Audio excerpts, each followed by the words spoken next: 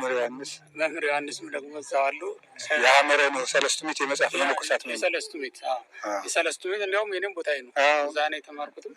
ለነገሩ እሱም እዛ ነው የተማርኩት። ሰለስቱ ምዕትን ያልነካ የለም፣ ማይጠቅስም የለም። እንደዛ ነው። ዓለም ላሉት መነኮሳት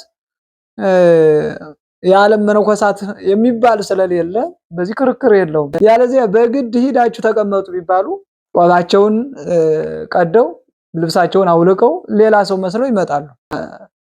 እንደዚህ በከተማ የረከሰበት ጵጵስና ብሩ ጣራ ስለነካ ነው። አሁን እውነት ለመነጋገር እንደ እግዚአብሔርም ፈቃድ ነገ ከብዙ ከ5 ወይም ደግሞ ከ10 ዓመታት በኋላ የኔ የራሴ እቅድ በሲኖዶስ ፈቃድ መጽሐፈ መነኮሳት ከተማ ላይ ከመሰጠት ይልቅ ገዳም ላይ ቢሰጥ የበለጠ ህይወት ያለው ኑሮ ይሆናል ብዬ አስባለሁ።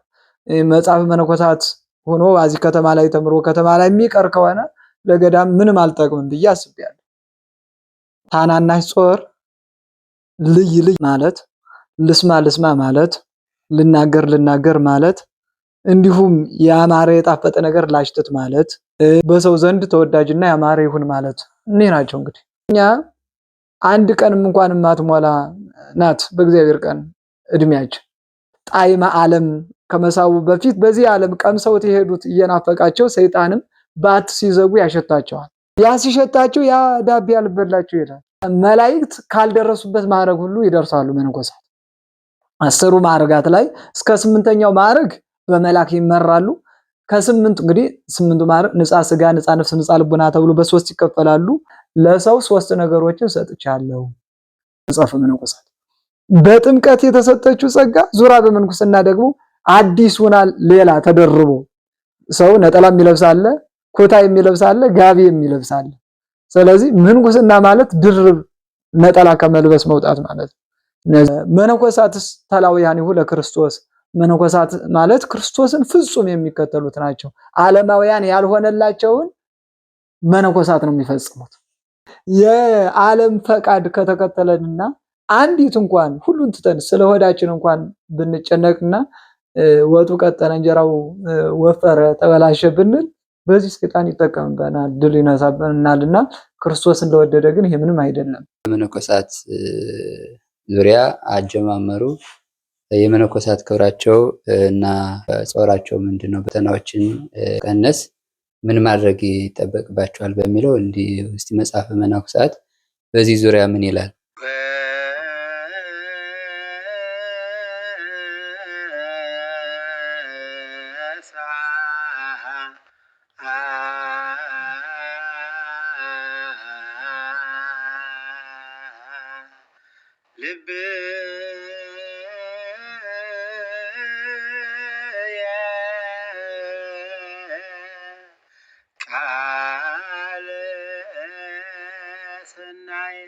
ጎሳ ልቤ አባ ሕርያቆስ ከተሰደበ በኋላ ከተናቀ በኋላ ምኑን ሊቀድሰው ነው ብለው ከተሳለቁበት በኋላ እመቤታችን ልቡናውን እንዲገሳ የተጣደ ድስት እሳቱ በጨመረ ጊዜ ገስቶ ገንፍሎ እንደሚያወጣ ሁሉ እንደሚያፈስ ሁሉ ምስጢር የፈሰሰበት የምስጢር ገፈታ የተገኘበት ጎሳ ልቤ የሚል የእመቤታችን ቅዳሴ ማርያም ነው።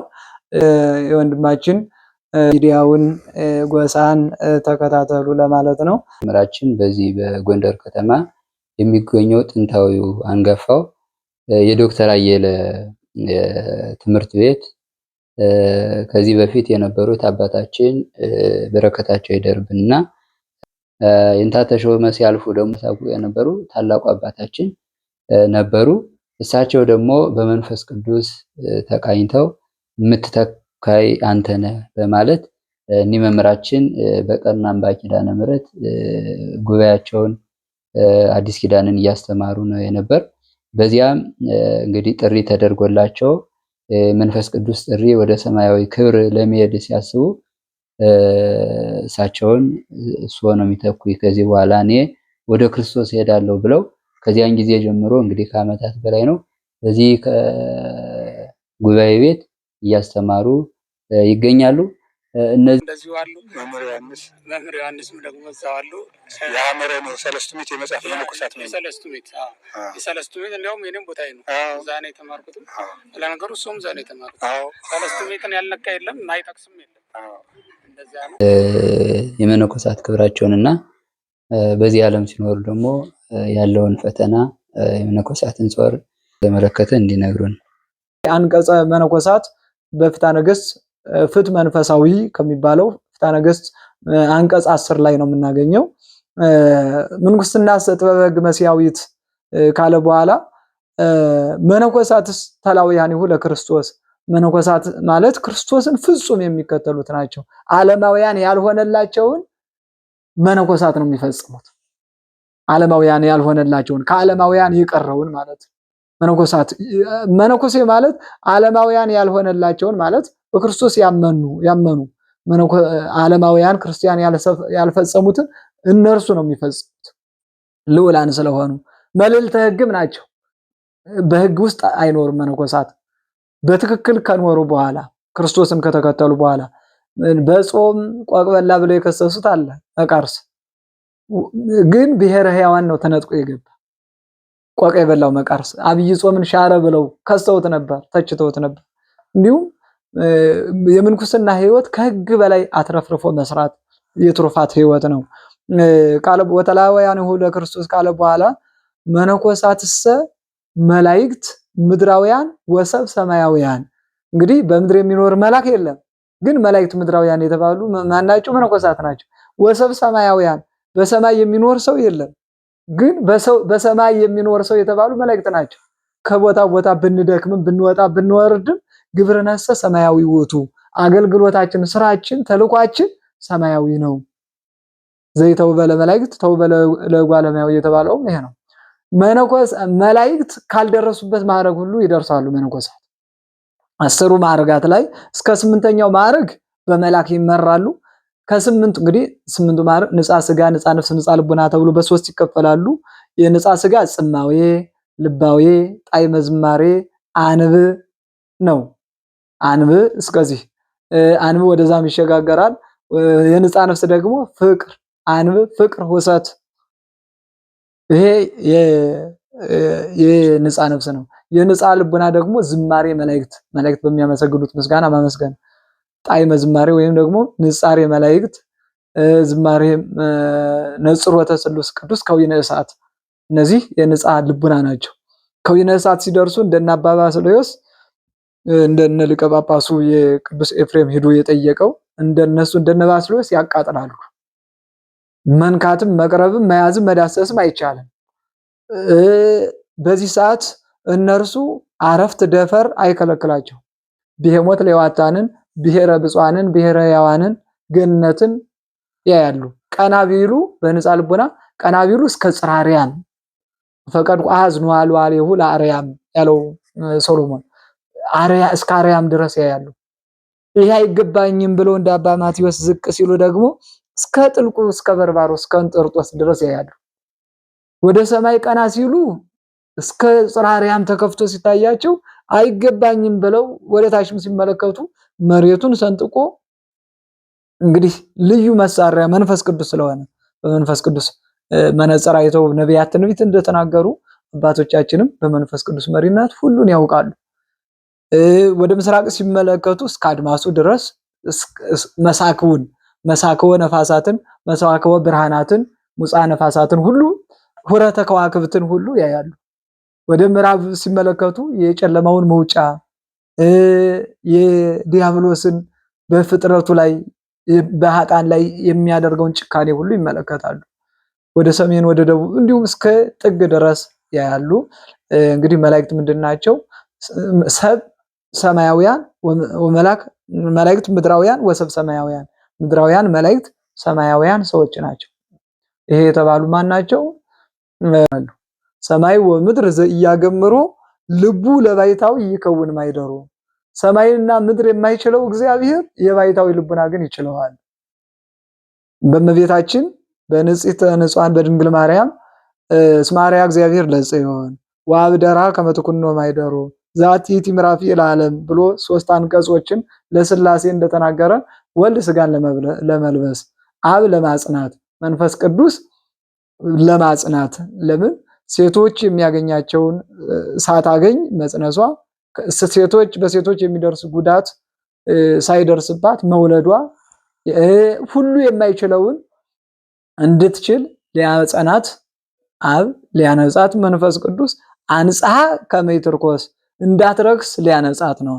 ከረከሰች በኋላ የሚያነጻት ሳይሆን እንዳትረክስ ሊያነጻት ነው መንፈስ ቅዱስ። እንግዲህ አባ ጊዮርጊስ የተናገረው አንጽሐ ከመይትርኮስ ቀደሳ ከመይትርሳህ እንዳትጎሰቁል ቀደሳት አንጽሐ ከመይትርኮስ እንዳትረክስ ደግሞ ስትወልድ የእናቶች እንዳያገኛቸው የእናቶች ልማድ እንዳያገኛቸው እሷን ምጥ ሳይሰማት እርሱን ደግሞ ልጆች የሚሰማ ሕፃናት ሲወለዱ የሚሰማው ሳይሰማው እንድትወልድ አደረገ ብሎ አባ ጊዮርጊስ ገልጾልናልና ለሰው 3 ነገሮችን ሰጥቻለሁ። በጥምቀት የምትሰጠውን ጸጋ በምንኩስና ስትሰጣየሁ ብሎ የተናገረ ማለት በመጽሐፈ መነኮሳት በጥምቀት የተሰጠችው ጸጋ ዙራ በምንኩስና ደግሞ አዲስ ሆና ሌላ ተደርቦ ሰው ነጠላ የሚለብሳለ ኩታ የሚለብሳለ ጋቢ የሚለብሳለ። ስለዚህ ምንኩስና ማለት ድርብ ነጠላ ከመልበስ መውጣት ማለት ስትሰጣየሁ። ስለዚህ ከምንኩስና በኋላ ደግሞ ቢሰነካከሉም ንስሐን ሰጥቻለሁ። እነዚህ 3 ጸጋዎችን ለሰው ሰጥቻለሁ። ጸጋ ሰው ጽድቅ በኢየሱስ ክርስቶስ ኮነ ለነ ብሎም ዮሐንስ በወንጌሉ የተናገረው። ስለዚህ ከልጅነት ጀምራችሁ መርምሩ አሉ። መረመሩ፣ አንዲት አገኙ። ያህልዮ ናት፣ ያች ያልተሰራች ናት። ያህልዮ አገኘንበት። ከምንኩስና በፊት ነው ከምንኩስና በኋላ? ከምንኩስና በፊት ነው እንጂ ከመነኮሰ በኋላማ በእንጦን ምን ተገኝቶበት ብለው አጋንንት ጠላቶቹ መሰከሩለት ይላል። እንግዲህ የጠላት ምስክር ከስሩ የተነቀለ ወይራ ነው የሚባል እንደዚህ ብሎ መስከረውለታልና መነኮሳትን ሕይወታቸውን ማየት ይሄን ይመስላል። ጌታችን ኢየሱስ ክርስቶስ መነኮሳትን በአይታውያንን ያመሰገናቸው ሁሉን ትተው የሚከተሉት እንጂ በዓለም ያሉት አላመሰገናቸውም። በዓለም ያሉትማ ምንድነው ያለ ራሱ አባትና እናትን አክብር፣ ሰንበትን አክብር፣ አፍቅር ቢጸከ ባልንጀራን ወደድ፣ አትግደል፣ አታመንዘር ብሎ ለዓለማውያን ጌታችን የኦሪቱን ጠቅሶ ነገር። ይሄንማ ከልጅነት ጀምሮ ሰርቼዋለሁ። እንግዲያማ ፍጹም ልትሆን ከወደድክ እኔን ምሰል ነው የተባለ። ስለዚህ ምንኩስና ፍጹም ክርስቶስን መምሰል ነው፣ ክርስቶስን መከተል ነው። ምንኩስናስ ጥበበ ሕግ መሲሐዊት ምንኩስና ምንድናት ትለኝ እንደሆነ የወንጌል ያመጣቻት የትሩፋት ስራ ናት። እንግዲህ ሰው ሃይማኖትና ምግባር ዋናዎች ናቸው። ሃይማኖት ምግባር አንድ ናቸው። ወንጌል ግን ሕግ መሲሐዊ ተራይራት በክርስቶስ የመሲሁ የክርስቶስ ሕግ ግን ትሩፋትን ትጨምራለች። ከዚህ እስከዛ ማሸኘ ቢባል ያን አሳልፎ ሁለት እጥፍ ትሩፋት ማለት ከሕግ ጨማምሮ መስራት ያዘዙትን ሰው ለማስደሰት ፍቅረ ቢጽን ፍቅረ እግዚአብሔርን እንዲይዝ ማድረግ ነው። እንግዲህ መላእክትን ይመስላሉ በትጋታቸው በጸሎታቸው ያለ ምግብ በመኖር ሥላሴን በማየት ከነጽሮተ ስሉስ ቅዱስ ማዕረግ በመድረሳቸው ዘያበሩ ውስተ አልባቢሆሙ ለእለ ይፈርህዎ እስመ ምስሌሆሙ ለዘላፉሃሎ ይባላል። ተነሳ ከታናናሹ ጾር ተጠበቅ ይላል። ታናናሽ ጾር የሚባሉትን እንቆጥራለን። እንግዲህ ታናናሽ ጾር ልይ ማየት ማለት፣ ልስማ ማለት፣ ልናገር ማለት፣ እንዲሁም ያማረ የጣፈጠ ነገር ላሽተት ማለት፣ ሆዴ ይሙላ ማለት፣ ደረቴ ይቅላ ማለት፣ የምለብሰው ልብስ የምጫማው ጫማ በሰው ዘንድ ተወዳጅና ያማረ ይሁን ማለት እኒህ ናቸው። እንግዲህ እኛንም ሁሉ የሚያስቸግሩን እኒህ ለመነኮሳት ብቻ አይደለም። እስካሁንም እየተናገርነው ከክርስትና ሁሉ ያወጣሉ። ለምሳሌ በዛሬው ሰዓት የሀብታም ልጆች ዋይፋይም አላቸው፣ ስልክም አላቸው። ዘመናዊ ትምህርታቸውን ትተው ፌስቡክ ወይም ደግሞ ሌላ ቲክቶክ ከፍተው ሲያዩ ቢያድሩ ነገ ፈተናውን አይመለሱት፣ ይወድቃሉ።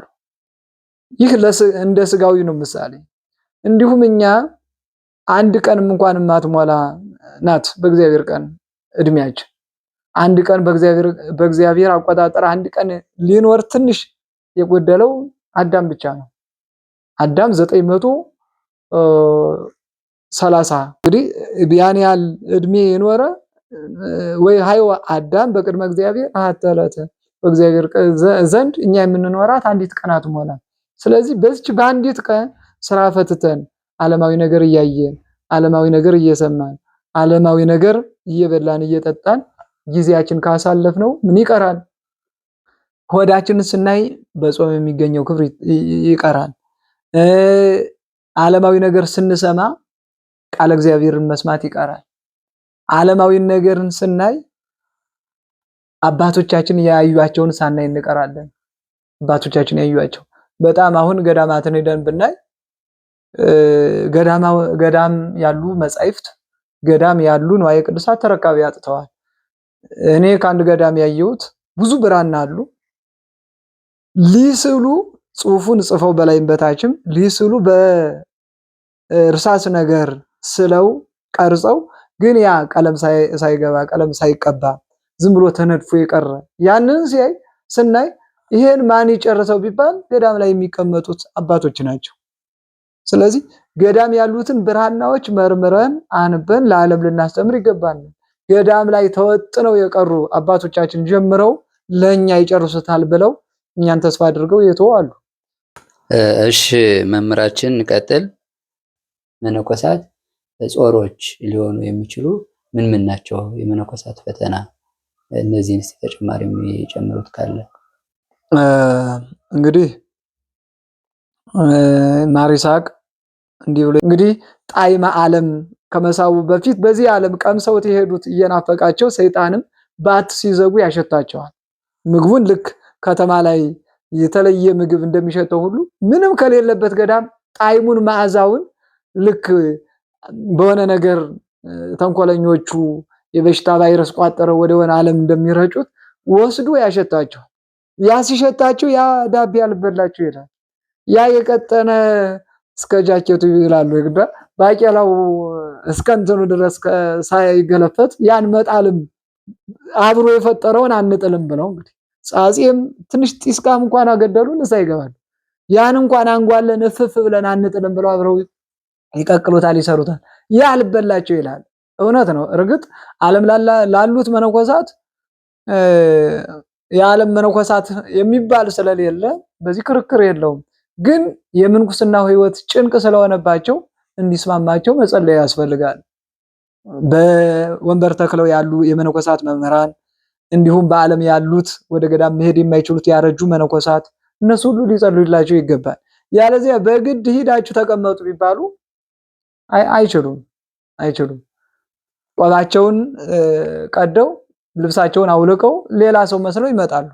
ይሄ ደግሞ በእኛ ጫና ወይም ደግሞ አሁን ባለው ከከተማ ከዓለም ይውጡ የምንለው ጫና ነገ የከፋ ነገር ሊያደርስ ይችላል። ወደ ጎረቤት ሀገር የሚሰደድ ይኖራል። እንደ በግብጽ ላይ እንደተጫወቱት ወደ ኢትዮጵያና ወደ ግብጽ እየመጡ አይደል እንዴ? በሀገራችን ሙስሊሞች ሳይቀር ሃይማኖት የሌላቸው ከነገዱ በኋላ አይደል እንደገና ራሷን ይችላ የራሷን ሲኖዶስ አቋቁማ በግብጽ ሲኖዶስ በእስክንድሪያ ሲኖዶስ ከመመራት ራሷን የቻለች ቤተክርስቲያን። ይሄም አሁን የተጀመረው እንዲቀላል አይመስልም። ምክንያቱም ፈቃደ ስጋ ሰይጣን ያጠመዳቸው ሳያስቡት መልካም እየሰሩ እየመሰላቸው እግዚአብሔርን ያስደሰቱ እየመሰላቸው የተጠመዱ አሉ። ሐሳባቸውን ሲያዩት ራሳቸውን በራሳቸው እኮ ይነቅፋሉ። አንድ ጸሎት ሲያደርጉ ያማቸዋል። ጸሎት ሳያደርጉ ሲውሉ ሲያድሩ ይሻላቸዋል። ያለ ጸሎት የሚኖሩ በጣም ብዙ ናቸው። ዳዊት ሳይደግሙ ውዳሴ ማርያም ሳይደግሙ እንዲሁም ለስልጣን ይጓጓሉ። ጸሎት ካስተው በኋላ ምንድነው ለስልጣን ማጓጓት የቀድሞ ጵጵስና በገዳም ያሉ አበምኔቶች ተሰብስበው የገዳም መሞየና የማይበረ ስላሴ የዋልድባ ወይም ደግሞ በሌሎች ገዳማት እንደዚህ ተሰብስቦ የነዛ አበምኔት ተሰብስበው አንድ ሕፃን ዕጣ ያወጣል ስማቸው። እነሱ ናቸው መሪ የሚሆኑ ነበር። ከ50 ዓመት በላይ የሆኑት እነሱ ናቸው። ለአንተም አምጣ ለኔም ጠጣ እንደሚባል አንድ አሳላፊ ለራሱም ይለብሳል ለዛውም ያለብሳል።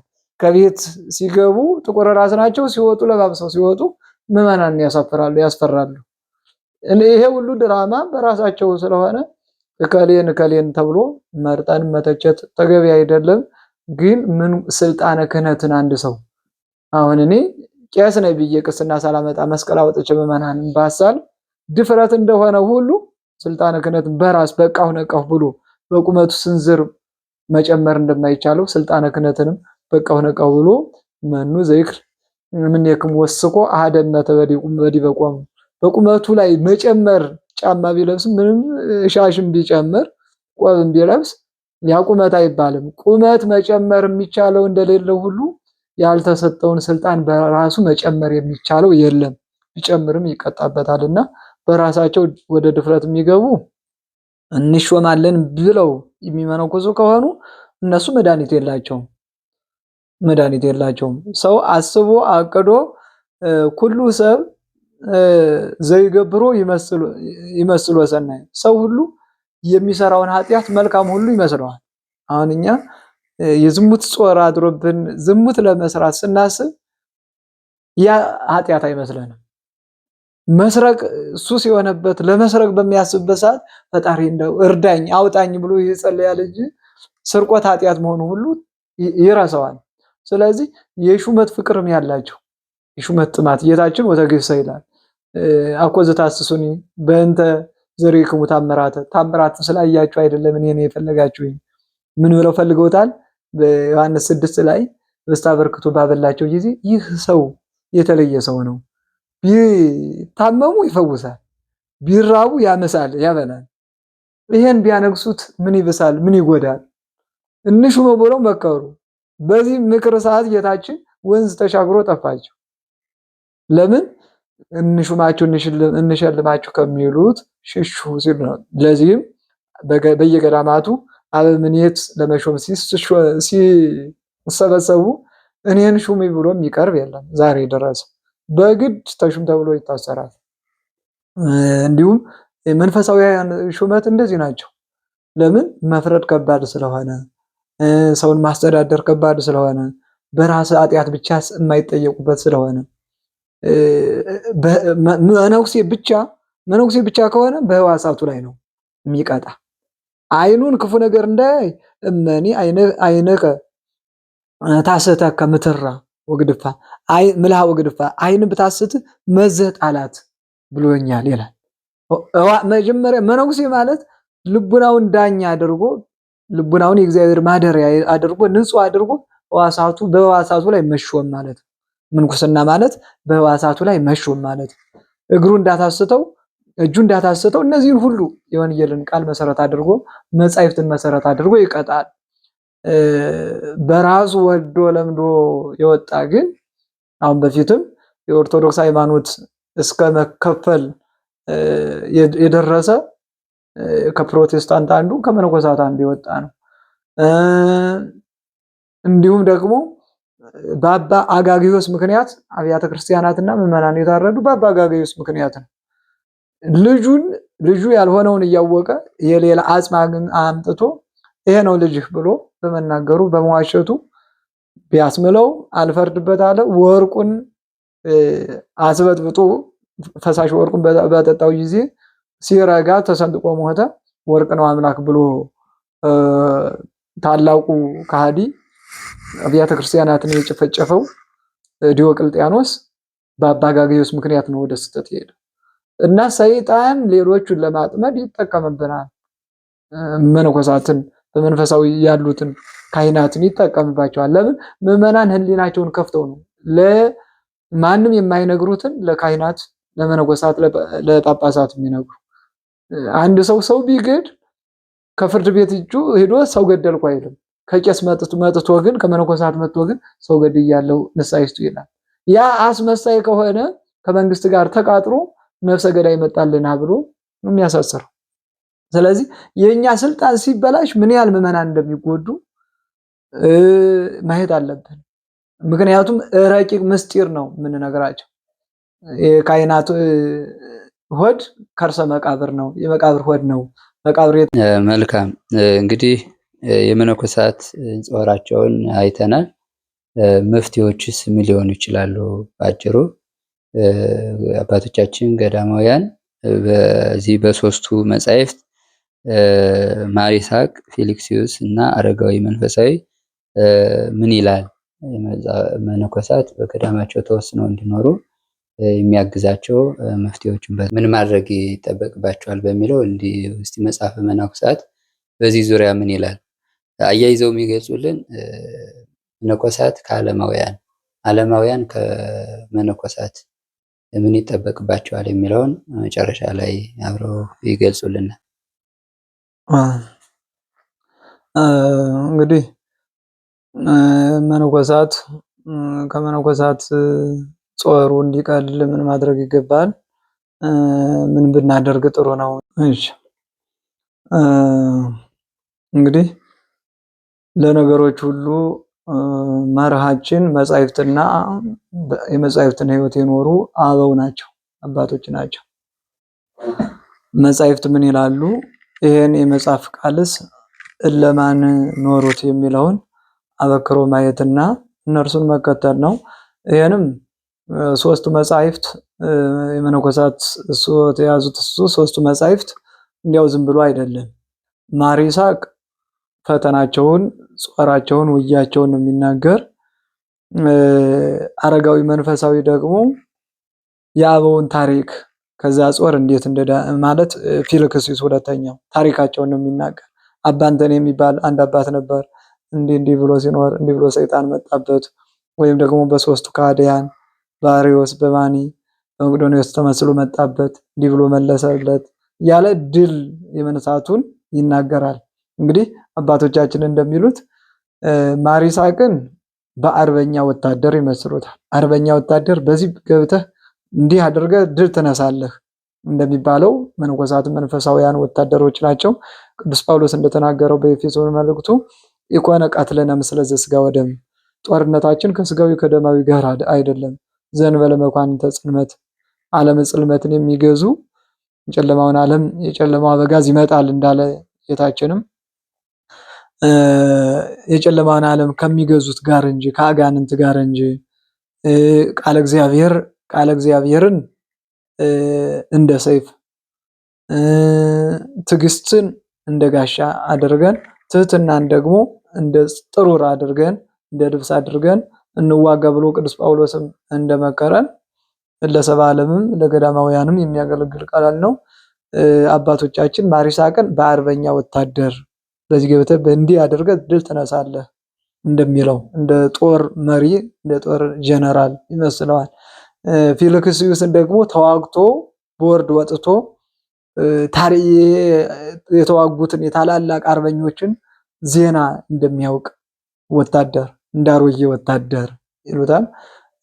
አረጋዊ መንፈሳዊ ደግሞ በቤተ መንግስት እንዳለ እንደ ቤተ መንግስት አሽከር በቤተ መንግስት ያለውን ምስጢር የተመከረውን ማን ሊሸለም እንደሆነ ማን ሊሾም እንደሆነ ማን ሊቀጣ እንደሆነ ምስጢር እንደሚያውቅ በቤተ መንግስት የሽልማቱን ክብር ለአንዱ የሚሰጠውን ተራው ወታደር ሳያውቅ አስቀድሞ እንደሚያውቅ አረጋዊ መንፈሳዊ ደግሞ ዋጋቸውን፣ ጸጋቸውን፣ ማዕረጋቸውን፣ ክብራቸውን ያውቃል። በሊቃውንት በሃይማኖት አበውም ሶስቱ የመንግስተ ሰማያት ሰላዮች ጎብኚዎች የሚባሉ አረጋዊ መንፈሳዊ፣ ዮሐንስ አፈወርቅ፣ ቅዱስ ጳውሎስ ናቸው። መንግስተ ሰማያትን ሰልለው የመንግስተ ሰማያትን ጣዕም ለፍጥረቱ የሚናገሩ እነዚህ ናቸው።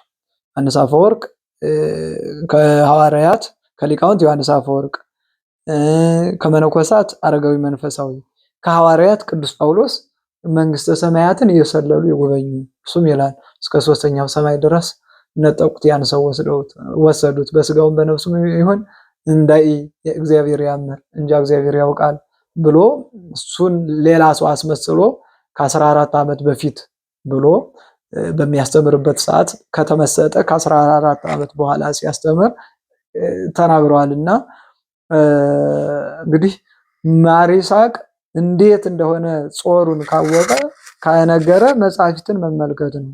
ቅዱስ ጳውሎስ ተናግሯል በሮሜ መልእክቱ 15:4 ከመ በተወክሎ መጻሕፍት እንርከብ ተስፋነ መጻሕፍትን ተስፋ በማድረግ ተስፋችንን እናገኝ ዘንድ አለኝታችንን እንቀበል ዘንድ ወኩሉ መጻሕፍት ተጽፉ ለተግሣጽ ዚአነ መጻሕፍት ሁሉ እኛ ልንማርባቸው እኛ ልንመከርባቸው እኛ መንገድ ልናወጣባቸው ልንሰማራባቸው ተጻፉ ይላል። ማንኛውም በስራ መስክም እንኳን በዓለም ሰው መጽሐፍ ማንበብ ግድ ሆኖበታል። ለምን? የሚሰራው ተቋም መጽሐፍን ካላየ መርህ ከሌለው ምንም ቀዛፊ የሌላት መርከብ በባህር ላይ ብትቆም መርከብነቷ አያገለግልም። ሹፌር የሌለው መኪና ስለሆነ ሰው ስለገባ ብቻ ሹፌር ከሌለው ካሰበው አይደርስም። እንደዚሁ መጻሕፍት ለነገሮች ሁሉ መራችን ናቸው። መጻሕፍትን መርህ ማድረግ መጻሕፍትን በሕይወት እየተረጎሙት የኖሩትን አባቶችን በፊልክስዩስ ታሪክ መመልከት፣ በአረጋዊ ደግሞ እንዲህ ብለን የምንደክም ግን ለምንድን ነው? አሁን ገዳማውያንም ዓለማውያንም የሚጠይቁ ጥያቄ ነው። አብዛኛዎች ምዕመናን ስንክሳር አነቡ፣ ስንክሳር ስሙ ሲባሉ ዕለት ዕለት አባ እንተኔ እንዲህ ተጋደለ፣ እንዲወደቀ፣ እንዲተነሳ ፊልክስዩስም ይላል አባ እብሎይን አንድ ሰው እስከ ማይዜኑ እወድቅ ወትነሳ፣ እስከ መቼ ድረስ እወድቃለሁ እነሳለሁ? እስከ መቼ ድረስ ኃጢአት እሰራለሁ ንስሐ እገባለሁ፣ ኃጢአት እሰራለሁ ንስሐ እገባለሁ፣ እስከ መቼ ድረስ ነው ብሎ ጠየቀው ይላል ተስዕሎ 137 ላይ። እስከ ትበድሮ በሞት ይሄን ዓለም ቀድመው የሞትን ባሕር ተሻግረ እስከምትሄድ ድረስ ነው ማለት። ሲራክም ያለው ያን ነው። ጻድቅ ብእሲ ሰብአ ይወድቅ ወሰብአ ይትነሳ። ጻድቅ እውነተኛ ሰው 7 ጊዜ ይወድቃል፣ 7 ጊዜ ይነሳል። ዋናው በመነሳት ማድረግ ነው እንጂ ብዙ የልምድ ኃጢአትን አሁን ምዕመናንን ሁሉ የሚያስቸግር ለኑዛዜ ሁሉ የሚያሳፍራቸው የልምድ ኃጢአት ነው። እነሱ ሳይፈሩ ሳያፍሩ ከመስራት ካላፈሩ ከመናዘዝም ማፈር የለባቸው። ከመናዘዝ ይልቅ ከመናገር ይልቅ በተግባር መስራት ነው የሚያሳፍርና ካፈሩ ይልቅ ከመስራት ማፈር የበለጠ ይሆናል እንጂ ኃጢአትን ሰርቶ ባለፈውም የተናዘዝኩትን ኃጢአት አሁንም ስለሰራው አልናገርም ማለት ተገቢ አይደለም። ስለዚህ መነኮሳትም ድል የሚያደርጉ መጻሕፍትን መርህ ሲያደርጉ ነው፣ መጻሕፍትን ሲከተሉ ነው። ስለዚህ መውደቅ መነሳት አለ፣ ወደ ዓለም መምጣት አለ፣ ቆብን እስከ መጣል ያደርሳል። ግን ለአንድ መነኩሴ የቆብ አባት ይባላሉ። እንግዲህ አቡነ ዘበሰማያት ገዳማውያን አባቶቻችን በትርጓሜው በሐዲስ ኪዳን ባይጻፍና ባንተረጉመው 7 አባቶች አሉ። የመጀመሪያው እግዚአብሔር አቡነ ብለን የምንጠራው አቡነ ዘበሰማያት እግዚአብሔር ነው። ሁለተኛው በማህማይፀን እምከርሰም አንተ አምላኬ ያልነው አንተ አባቴ ያልነው እንዲወልዱን እንዲያስገኙን ምክንያት የሆኑ እናት አባቶች ናቸው። ሶስተኛው በ40 በ80 ቀን እኛን ዋስፉ ነው እንዲያስተምሩን ቃል የሚገቡ ጸሎተ ሃይማኖትን ደግሞ ሃይማኖትን እናስተምራለን የሚሉ ክርስትና እናት ወይም አባት ነው። ሶስተኛው አባት የሚባል ክርስትና አባት።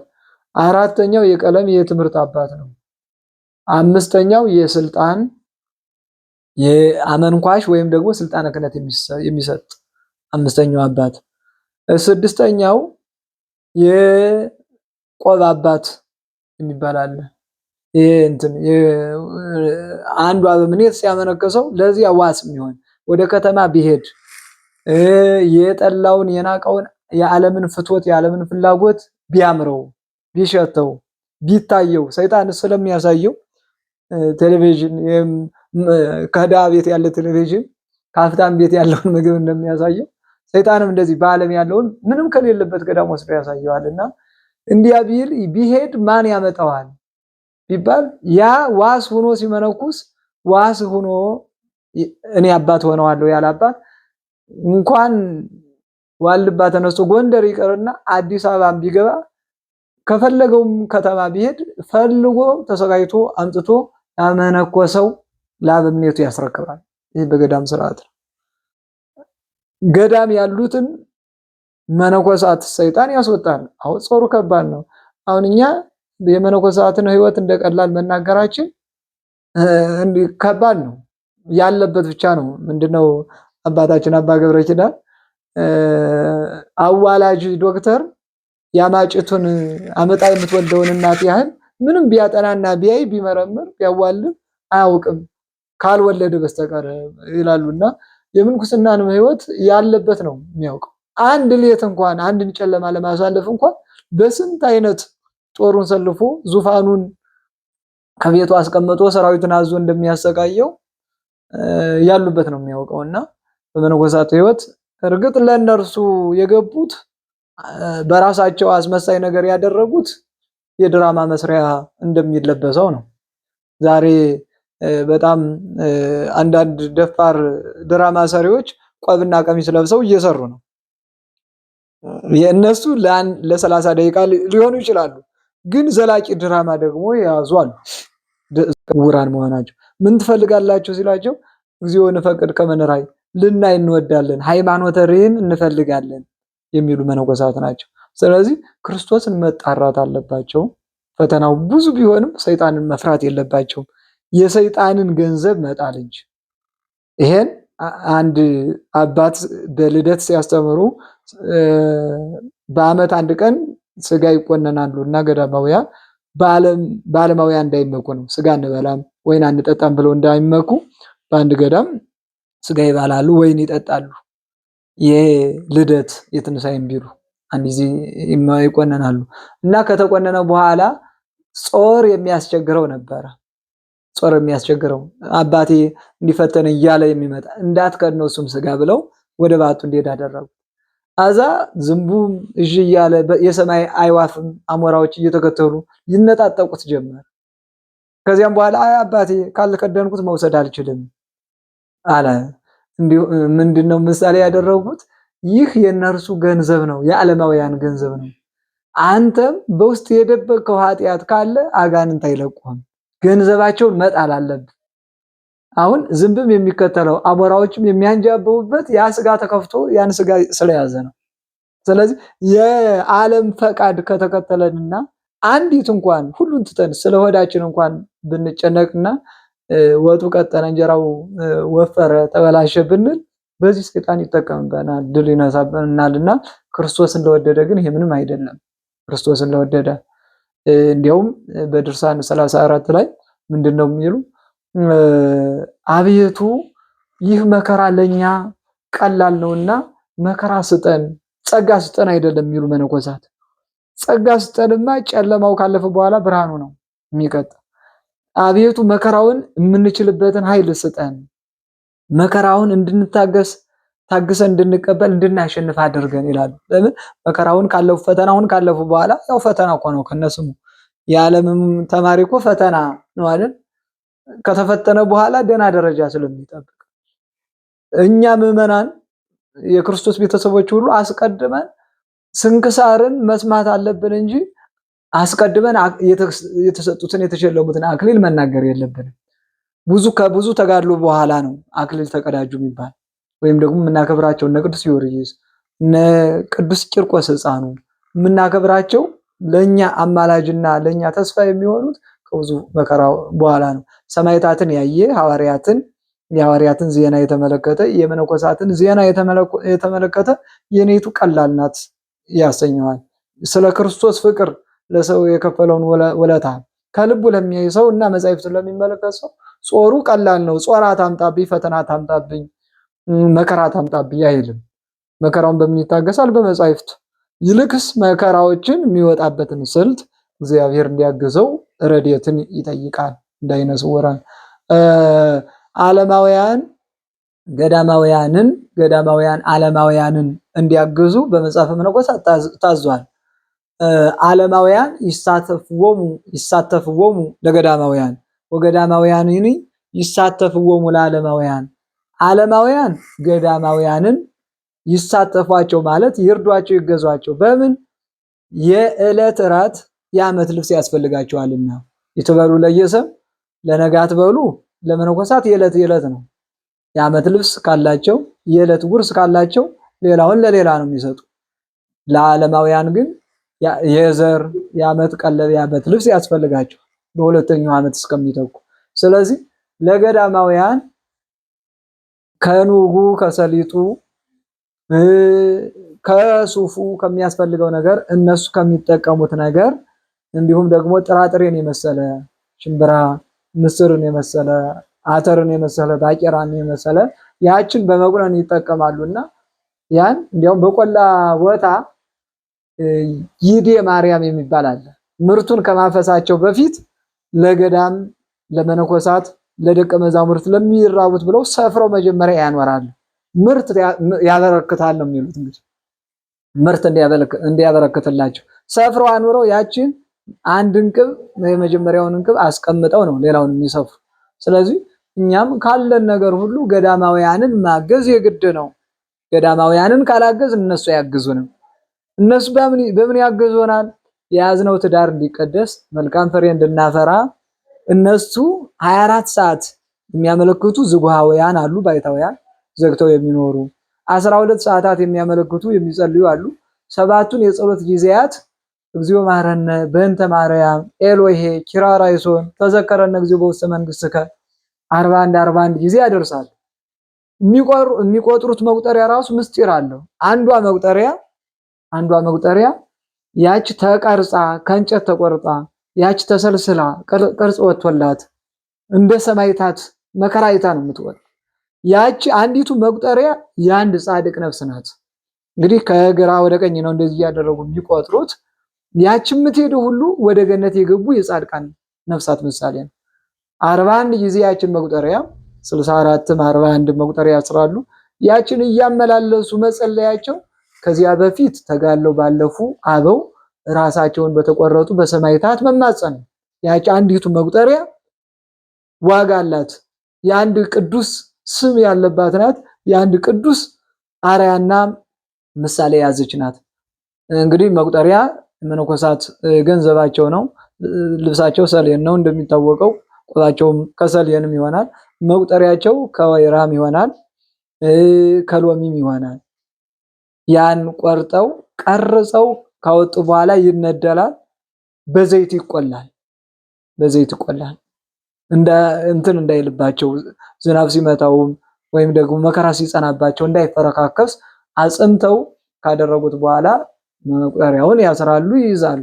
በመቁጠሪያው ፍጥረታትን ይጠብቃሉ። ዓለማውያን ሁሉ መቁጠሪያ እያሰሩ ነው። ገዳማውያንን እያሰብንና በእኒያ በመቁጠሪያው እየተማጸን በሚገባን ቦታ እያኖር ነው ከሆነ ተገቢ ነው። ሰው ይይልን ብሎ የሚያዝ ግን ወይም ደግሞ ባይታዊት ናት ባይታዊ ነው ይበለኝ ብሎ መያዝ ግን ተገቢ አይደለም። የመነኮሳት መሳሪያ ነው መቁጠሪያ። ሰይጣን መቁጠሪያ ካየ ጾርቡን በጣም ያጸናብናል። ይህን ሁሉ ማወቅ ያስፈልጋል። ሰይጣን አራያ የመነኮሳት ቆቡንና ቀሚሱን መቁጠሪያውን ካየ ሕይወት ባይኖረውም ፈተናውን ወደኋላ አይልም። ስለዚህ ዓለማውያን ገዳማውያንን ማገዝ አለባቸው ባላቸው በሚሰጡት በስጦታቸው። ይልቅስ ብርን በኩንታል ሞልቶ ገዳም ወስዶ ብር ተካፈሉ ማለት አይገባም። ብር ምን ያደርጉታል? እያንዳንዱ መነኮሳት ቢከፋፈሉ በዚያ ብር ደግሞ ሁላቸውም የራሳቸውን ፈቃድ ሊገዙ ነው የሚወጡ። በፍቅረ ንዋይ ገዳማት እንዳይፈቱ እኛ በምንሰጠው ስጦታ ገዳማውያን እንዳይበጠበጡ ተጠንቅቀን ስጦታን ሁሉ መስጠት ይገባል። የእናቶች የአባቶች ሲባል የአባቶች ሲበዛ የእናቶች ሲያንስ፣ የእናቶች ሲበዛ የአባቶች ሲያንስ፣ በዚህ ምክንያት ጠብ ይፈጠራል። ሰይጣን ትንሽ ምክንያት ይፈልጋል። ልክ እንደ ቅድሙ እንደተከፈተው ስጋ ትንሽ ገንዘብ ወደ ገዳም ይዘን ስንሄድ ስናግዝ ምክንያቱኑ ገዳማውያን ይፈታል። ከዚያም በኋላ በሃይማኖት ነው ብሎ ሌላ ስም ሰጥቶ እነዚህ ሃይማኖት የላቸውም ከቅባት የመጡ ናቸው፣ ከጸጋ የመጡ ናቸው፣ ከእንትን የመጡ ናቸው፣ መጀመሪያ ተስማምተው የኖሩትን እነዚህ ጣማዎች ናቸው፣ እኒህ ሚናሶች ናቸው ብሎ እስከ መጋለል ያደርሳል። ምክንያቱ ሃይማኖት ተምሮ መሄድ ያለበት ከጉባኤ ቤት ነው። ገዳም ከገቡ መጾም፣ መጸለይ፣ መስገድ ብቻ ነው እንጂ ስለ ሃይማኖት የሚከራከሩበት ቦታ አይደለም። ስለ ሃይማኖት የሚከራከሩ አዛ ጌታችን እንዳሳየው በስስት በትዕቢት በፍቅረ ንዋይ ድል እንዳይነሱ መጠንቀቅ ብቻ ነው ገዳም ከገባ በኋላ እንጂ ሃይማኖትን ጉባኤ ቤት አደላሉ። ጉባኤ ቤት ተምሮ አንድ ገዳምም ሃይማኖታዊ ነገር ቢያስፈልጋቸውም እንኳን እርግጥ አበምኔቱ ሃይማኖትን ጠይቆ መርምሮ ነው ወደ ምንኩስና አስምሎ ነው የሚያስገባ። ዝም ብሎ አይደለም፣ አጭበርባሪ እንዳይገባ ማለት ነው። መምህራን ቢያስፈልጋቸው ከደቀ መዛሙርቱ ከመናንያን ከአሃው ጉባኤ ቤት ተምረው አዲስ አበባ እንዲሆኑ ይደረጋል እንጂ እንዲያው ከገዳሙ ወጥቶ አገለግላለሁ፣ መንናለሁ፣ ጾማለሁ፣ ሰግዳለሁ፣ ሰውነቴን አደክማለሁ ብሎ የሄደው ሁሉ ሃይማኖት ቢጠይቁት ከባድ ነው። በዋልባ በሌሎችም የሚፈጠር ጉዳይ ስለሆነ ነው እንዳጋጣሚ የተናገርኩትና ዓለማውያን ገዳማውያንን መርዳት ተገቢ ነው። ግን መነኩሴ ዓለም ያለውን መነኩሴ አይቶ ገዳም ያለውን መነኩሴ ደግሞ መጥራት በእነዚህ ሽፋን መጎዳት ነው። በአብዛኛው አሁን መነኩሴ ያሳየኝ፣ ቄስ ያሳየኝ፣ እንትን ያሳየኝ የሚሉ ሁሉ አሉ። በአንዳንድ ምክንያት መጥፎ አራያ ሆነው ያስደነግጧቸውና ቄስ ባዩ ቁጥር መነኩሴ ባዩ ቁጥር የሚደነግጡ አሉ። እኒህማ ከሆነ ገዳም ላይ ያሉት አባቶች የእንጨት ቅርፍት መስሎ ሰውነታቸው እንኳን አጥንታቸው ተሰልስሎ መላ ዘመናቸውን 70-80 ዓመት ይኖር አባት ይኖራል። 60-50 ዓመት ይኖር አባት ይሆናል። 10 ዓመት እንኳን ስጋዬን ለመነኩሴ ነፍሴን ለሥላሴ ብሎ የታዘዙትን ሁሉ እሺ ብሎ መስራት ከባድ ነው። በገዳም 10 ዓመት ከገዳም ኑር ያለው ቢል አንድ ረድ አንድ አገልጋይ ከባድ ነው። በጋ ተክረምት አህያ ይጭናሉ፣ ከተማ ይወጣሉ። ከተማ ገብተው አይደለም ምግብ የሚበሉ ከከተማው ሳይገቡ ምግብ እንዲበሉ ታዟል። ከተማ ላይ ሲገቡ አንገታቸውን ደፍተው ነው። ስለዚህ በዓለም ባሉት መነኮሳት ሽፋን ገዳም ያሉትን መጥላት የለብንም። ማር ይስሐቅ ለሰውነታቸው የሚያዝኑትን ሆዳቸውን የሚሞሉትን ደረታቸውን የሚያቀሉትን እንዲህ ይላል። አንተ መነኩሴ እሰግድ ብትልስ ሆድ በየት ላይ ያሰግድ ይላል መጽሐፉ ነው። እንግዲህ እሱ እሰግድ ብትልስ እንኳን እሰግዳለሁ ብለህ እንኳን በከንቱ ውዳሴ ሌሎቹን እንዳጠልፍ ምክንያቱ አይመችም። ተራራ ያል መደብ ያል ሆኖ ይላል አዛው መጽሐፉ። መደብ ያል ሆድ ተሸክመህ ሆድ ቤት ሊያሰግድ ነው እሰግዳለሁ ብለህ ምታመካኝ። እጾማለሁ ጸልያለሁ ምትልስ የበላ የጠጣ 6ቱ ለ60 60ው ለ600 ሰው 666ቱ አስረዋል። መልካም በልቶ መልካም ጠጥቶ ባደረቀን ሰውነቱ ለምልሞ ውሃ እንዳገኘች አትክልት ይለያል ይታወቃል። 2 ቀን 3 ቀን ቢያከፍል ደግሞ ሰውነቱ ሁሉ ጠውልጎ ውሃ እንዳጣች አትክልት ከንፈሩ ሁሉ ተላልጦ በቃ አይኑ ሁሉ ደብዝዞ ይለያልና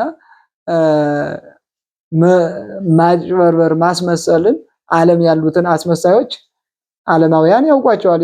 ግን እኛ ማስመሳይ ስለሆን ከጻድቁ ቀኖና ከሚያበዛብን ይልቅ ወለተ ማርያም አመተ ማርያም ወለተ ሥላሴ እኔን ከሰጠሽ እኔን ከመጸወትሽ በቃ ያንቺ ሀብት ስለሰጠሽ በሀብትሽ በሰጠሽ ሀብት ከሰጠሽው መጾም መጸለይ መስገድ አያስፈልግም። ይሄ ሰፊ በር ነው።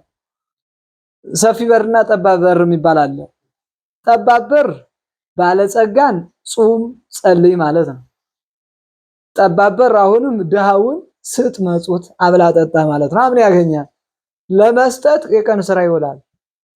ድሃው ያችን ሰርቶ ደግሞ ይመጸውታል እሱ ሳይበላ። ይሄ ትልቅ ስጦታ ስለሆነ እንኳን ባለጸጋው ከተተረፈረፈው ቢያበላ ቢያጠጣ ቢሰጥ ቢመጸውት ቀላል ነው። እያለ ከቤቱ ግን መጾሙ ግን ከባድ ነው። ባውን ተጸባባ አንቀጽ ብሎናል ያለው አረጋዊ መንፈሳዊ በመልእክት በ17ኛው መልእክት ይሄን ነው። 17ኛውን መልእክት የአረጋዊ መንፈሳዊውን ሁላችሁም ብታነቡት ደስ ይለኛል። ሁሉም ዛሬ በእጁ ባለው ስልክ መጻሕፍት አሉ። እንዲሁ መጽሐፉ ያላችሁ ይሆናል። ይሄ ሁሉን የሚናገር ነው። ስለ ህይወታችን፣ ስለ ቤታችን፣ ስለ ልብሳችን እንዳናስብ የተናቀ ተርታ ልብስ መልበስ እንደሚገባን፣ ሰውነታችን መድከም እንደሚገባን፣ ያለ ጫማ ገዳማውያን መሄዳቸው ተገቢ እንደሆነ በዓለም የሚኖሩት እንኳን ተርታ ጫማ መነኮሳት ሽፍን ጫማ ከመልበስ ይልቅ ነጠላ ጫማ ሲለብሱ ደስ ይላሉ አይደል? ደስ ይላሉ። የተለየ ቢሆን ግን በምዕመናን አይምሮ ከባድ ይሆናል። አለባበሳቸውም መልካቸውም ሲለውጥ አካሄዳቸውም ንግግራቸውም ጣፍጠው መናገር ለመነኮሳት ያልተመከረና ያልተፈቀደ ነው ይላል አረጋዊ መንፈሳዊ። ለመነኮሳት አጣፍጦ እንደ ዓለማውያን እንዲደነቁ አከናውኖ መናገር ሁሉ አይፈለግም። ራሳቸውን ዝቅ አድርገው ይናገራሉና ዓለማውያን ባይታውያን ገዳማውያን መነኮሳት ዓለማውያንን መርዳት ይገባል። እንግዲህ በገዳም የሚኖሩ 3 አይነት መነኮሳት አሉ።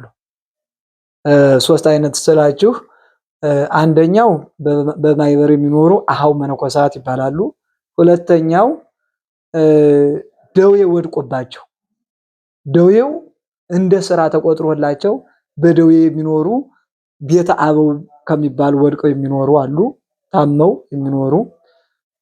ሶስተኛው ደግሞ ባይታዊ ዘበህዳት በዓት ዘግቶ ምንም ሳይሰማ ምንም ሳያይ ብርሃነ ፀሐይን ሳያይ ከጨለማ ቤት ገብቶ በዓት ዘግቶ የሚኖር አለ። ስለዚህ ምን ባይታዊ ዘበህዳት ጸጥ ብሎ የሚኖር ህሊናውን ከእግዚአብሔር ጋር የሚያገናኝ ህሊናውን ከእግዚአብሔር ጋር ከልደቱ ጀምሮ በቤተልሔም ከዮሴፍና ከሰሎሜ ጋር እንዳለ ሆኖ ህሊናውን ያስባል።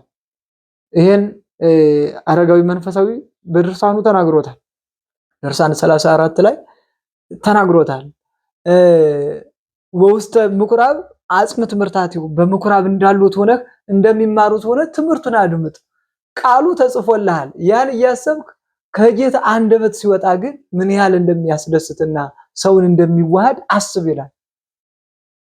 ወውስተ ገዳም ሁር ምስሌሁ ከመትጾም ምስሌሁ ወደ ገዳም በሄደ ጊዜ 40 ቀን ከእርሱ ጋር ልጾም። አብይ ጾም ሲገባ እኮ ነው። በቃ አሁን አብይ ጾም ገብቷል። ከክርስቶስ ጋር እንዳለ ቆጥሮ ከእርሱ ጋር እንደሚጾም ይቆጥረዋል። ወደ ዓለም ወውስተ ወበውስተ ቃና ዘገሊላ ሃሉ ምስሌሁ እንዘ ትጸውር ለህኩታተ ጋኑን እየተሸከምክ ውሃውን እየሞላህ እንዳሉት በቤተ ቃና በሰርጉ ቤት ደግሞ ከእርሱ ጋር እንዳሉት ሁን። ወይኑን ትቀምስ ዘንድ ወይነ ቃናውን ትቀምስ ዘንድ እንዲሁም ህብስት አበርክቶ ባበላ ጊዜ ወጹር አስፈሬዳተ መሶቡን ቅርጫቱን እንቅቡን ተሸክመህ ለማሳለፍ ከእሱ ጋር ሁን እያለ ወምስለ አልዓዛር ስክብ ውስተ መቃብር ደክመህ በወደቅክ ጊዜ ደግሞ ከመቃብር እንዳለ እንዳልዓዛር ክርስቶስን እንደሚጠባበቅ እንዳልዓዛር ሁን ይላል። ቢተኛ እንኳን ተዘለፍልፎ ቢወድቅ እንኳን። ስለዚህ ይሄን ሁሉ የሚያስብ ባይታዊ ዘበህዳት ይባላል። ህሊናውን ከእግዚአብሔር ጋር አገናኝቶ ከ3 ዓመት ከመንፈቅ ያስተማረውን ትምህርት የሰራውን ታምራት ሁሉ እያሰበ ወንጌልን የሚመለከት ወንጌልን የሚደግም ነው ባይታዊ ዘበህዳት። ረድ ዘበጥባት ይሄን ስራ እሺ፣ ይሄን ስራ እሺ፣ ይሄን አድርግ እሺ። ውሃ አምጣ ቢሉት ውሃ ብቻ አይደለም የሚያመጣ አሳ ጨምሮ ሊያመጣ ይችላል። በአሳ በመብላት የሚተዳደሩ ከሆነ እንጨት ቆርጣ አምጣ ማገር አምጣ ተብሎ ሲታዘዝ የመነኮሳቱን ቤት ለመስራት ልጥ ጨምሮ ያመጣል። ልጥ ያስፈልጋል ብሎ ህሊናው እየቀናለት ስለሆነ ትሩፋት የሚባለው ያን ነው። የታዘዙትን መስራት ምግባር ነው፣ ህግ ነው። ጨምሮ ደግሞ መስራት ደግሞ የበለጠ ነገር ነው እና 3 የመነኮሳት አይነት አሉ። በገዳም የሚኖሩት በማይበር የሚኖሩት ማይበረ መነኮሳት፣ ከእነርሱ መካከል ደግሞ አገልጋይ ረድ ዘበጥባት ሁሉን ስራ ሲሉት የሚሰራ ባይታዊ ዘበህዳት። እነዚህ እንግዲህ ስንት አይነት ናቸው ከዓለም አወሳሰዳቸው ሲባል እንግዲህ ከእናት ማህፀን ጀምሮ ጾር ጠፍቶላቸው ፈቃደ ስጋ ጠፍቶላቸው ወይም ደግሞ የመራቢያ አካል የተሰለቡ ሆኖ በእግዚአብሔር ፈቃድ ወይም ደግሞ ንዑስ ሆኖ የሚመንኑ አሉ። ሁለተኛዎቹ ደግሞ ራሳቸውን ለእግዚአብሔር ሰማዕት አድርገው ሳያገቡ የሚመንኑ አሉ። አግብተው የሚመንኑ አሉ። ዛደገ ብሲቶ ሳያገባ የመነነውን ዛደገ አባሁወሞ ዘይሃደገ አባሁወሞ አባት እናቱን እንደ ዮሐንስ ወልደ ነጎድጓድና እንደ ያዕቆብ ወልደ ዘብዴዎስ እንደ ጴጥሮስና እንደ ወንድሙ እንደ እንድርያስ እናት አባቱን ያልተወን ሊያገለግል አይችልም ያለውን እናት አባታቸው የሚረዱበት ገንዘብ የሚረዳቸው ልጅ መኖሩን አረጋግጠው ይመንኑ ይላል። ኋላ ከመነኑ በኋላ ወደ ዓለም የሚያስመልሳቸው አንዱ ሳይማሩ መመነን ስለሆነ ሳይማሩ ከመነኑ ያለውን ነገር ሳያውቁ እናት አባታቸውን ረጅ እንደሌለ ካወቁ በኋላ ከመነኮሱ በኋላ ለእናቴ ለአባቴ ለወንድሜ እያሉ ገንዘብ ማስቀመጥ ስለሚፈልጉ ወደ ዓለም ይወጣሉ። ግን ወደ ገዳም ሲሄዱ መጀመሪያ አውቀው ለአባቴ ማን አለው ለእናቴ ማን አለው፣ ወንጌል ምን ይላል፣ እናት አባትን የሚያግዝ ልጅ ካለ ወይም ደግሞ ልጅም ባይኖር ገንዘብ የሚታገዙበት ካለ እናትን አባትን ትቶ መሄድ ይገባል። ያለዚያ ግን እናትን አባትን ረድቶ አገልግሎ መሄድ ይገባል ስለሚል አስቀድሞ ወደ ኋላ እንዳይመለሱ ዓለም ያለውን ነገር አውቆ ከእናት አባት ቀንበር ነፃ የሚያወጣ ከሆነ ልጆች ካሉ ደግሞ ልጅን ትቶ መንኩሶ ሚስት ሄዳ ፈልጋ ማምጣት የለባትም። እነዚያ ልጆችም ስለሚያስቀጡ እነዚያ ልጆች ለልጆች የሚሆን ሀብት ንብረት ካለ ለሚስት የሚሆን ከሚስት ጋር የተለያየበት ምክንያት በቂ ምክንያት ቢኖር ሚስት የምትፈታበት በሁለት በሶስት ምክንያት ነው። አንደኛው ለመልካም ስራ ጠማማ ብትሆን እንስጥ እንመጽውት እንዘክር ሲላት ሁሌም ብታስቸግረው ለጽድቅ ማታበቃው ከሆነ ይፍታት ይላል። ጥንቱን መጋባታቸው ሰጥተው መጽውተው ሊጸድቁ ነው። ሁለተኛ ከእርሱ በላይ ሌላ በዝሙት መንገድ ብትሄድ በዚህ ምክንያት ትፈታለች። ሶስተኛው ያው ሞት ነው የሚለያየው። በሃይማኖት ባትመስለው ያው ይለያያሉ። አራተኛውና መጨረሻው በሞት ነው የሚለያዩት እንጂ ሚስት ባል ሚስትን መተው በጣም ከባድ ኃጢአትና አጸያፊ ስራ ነው። በዓለም ያሉት የምንኩስና ህይወት ይኖራሉ፣ የሰማዕትነት ህይወት ይኖራሉ።